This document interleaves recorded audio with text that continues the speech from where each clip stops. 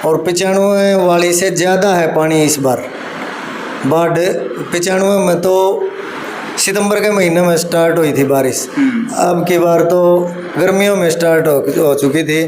फिर पानी निकलता रहता है। अब थोड़ी व्यवस्था बनेगी पानी निकासी का, ये ड्रेन होगी, बीटी वगैरह हैं, सारी कोई व्यवस्था बनेगी। इस वजह से थोड़ा सा बचाव है।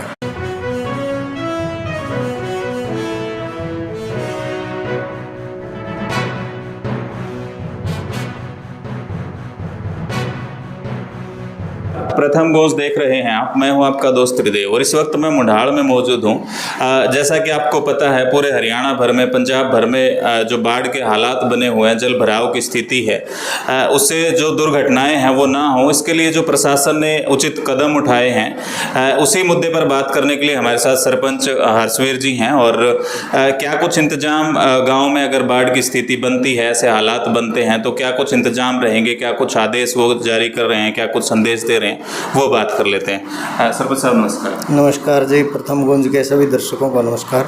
सरपंच साहब ये बताएं, जो बाढ़ के हालात हैं वो बने हुए हैं, आसपास अगर देखें तो बेकाबू है पानी, किसी भी सूरत में कुछ भी हो सकता है, भगवान ना करे ऐसी त्रासदी आए, लेकिन फिर भी अगर आती है तो आपने किस तरह के इंतजाम कर रखे हैं, क्या कहेंगे आप? इंतजाम तो प्रशासनिक तौर पे डीसी साहब के आदेश थे। डीसी साहब के आदेश के बाद तो स्कूल में अपना किसी का मकान जिस तरह बिल्कुल गिरने की अवस्था में है, पानी साथ में लग रहा है या जो भी है, वो स्कूल में रह सकते हैं। अपना जो गवर्नमेंट सीनियर सेकेंडरी स्कूल है, यहाँ 20-25 कमरे हैं और रहने की अच्छी व्यवस्था है। दूसरा जो तालाब हैं, अपने सारे तालाबों पे मिट्टी वगैरह रखवा के प्रॉपर वहाँ से पानी की निकासी की जा रही है।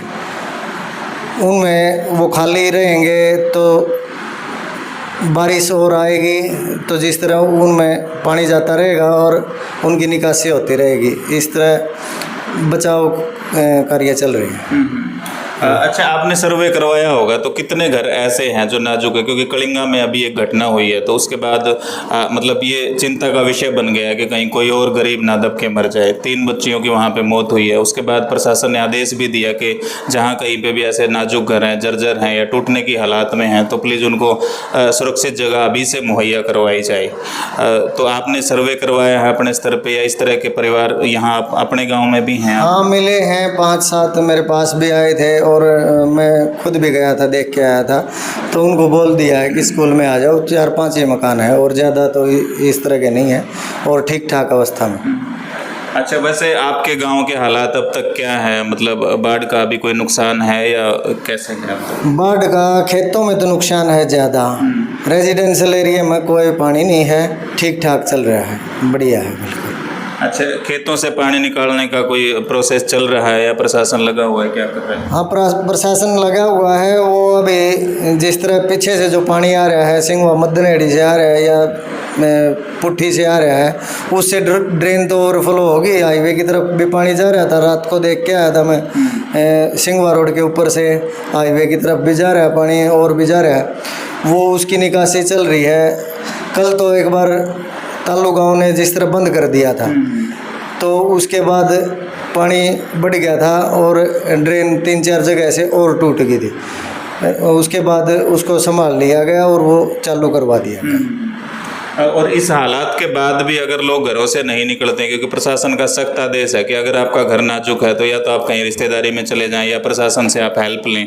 प्रशासन हर संभव मदद करने को तैयार है, लेकिन ऐसा रिस्क ना लें कि आप उसी घर में सो रहे हैं, क्योंकि घड़ी इस तरह की है कि बारिश के लगातार जो संकेत हैं वो मिल रहे हैं मौसम विभाग से, कुछ भी हो सकता है। तो क्या कुछ आप कहना चाहेंगे जो इस तरह के जिद्दी किस्म के लोग होते हैं कि ना घर छोड़ के नहीं जा रहे, उनके लिए क्या कहेंगे? नहीं, उनको इस टाइम पर जिद्दी नहीं लगानी, अपना आना चाहिए। जो अपन जगह चिन्हित कर रखी हैं, स्कूल है या अड़ोसी पड़ोसी के पास या जिस तरह भी जहाँ भी व्यवस्था बने वहाँ जाना चाहिए।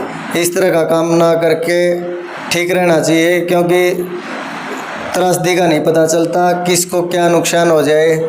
जान का नुकसान हो जाएगा, जान के नुकसान की भरपाई नहीं है। 95 में जो बाढ़ आई थी ना, लोग उसको याद कर रहे हैं, तो उस बाढ़ के दौरान आपके यहाँ पे नुकसान हुआ था, आपके याद में हो ये सब बातें? नहीं, नुकसान तो नहीं हुआ था, पानी भर गया था, वाल्मीकि बस्ती में पानी भर गया था, उस टाइम पे भी स्कूल में रुके थे वो लोग, और गांव में ठीक ठाक रहा था 95 में भी। और 95 वाली से ज़्यादा है पानी इस बार बाढ़। 95 में तो सितंबर के महीने में स्टार्ट हुई थी बारिश, अब की बार तो गर्मियों में स्टार्ट हो चुकी थी। फिर पानी निकलता रहता है, अब थोड़ी व्यवस्था बन गई पानी निकासी का, ये ड्रेन होगी, बीटी वगैरह हैं, सारी कोई व्यवस्था बन गई, इस वजह से थोड़ा सा बचाव है।